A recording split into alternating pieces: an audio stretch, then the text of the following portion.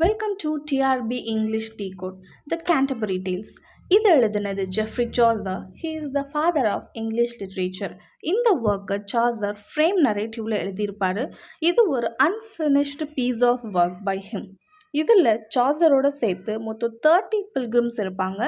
இவங்க எல்லாரும் கேண்டர்பரி டேல்ஸில் இருக்க சர் தாமஸ் பெக்கெட் அப்படின்ற பிளேஸுக்கு பில்கிரிமேஜ் போவாங்க.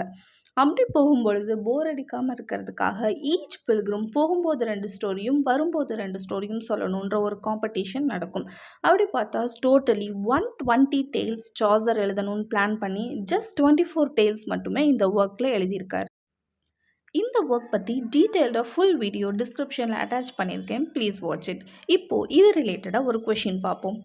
The purpose of the storytelling contest in the Canterbury Tales is. Answer comment பண்ணுங்கள். கரெக்டான ஆன்சரை நான் பின் பண்ணுறேன்.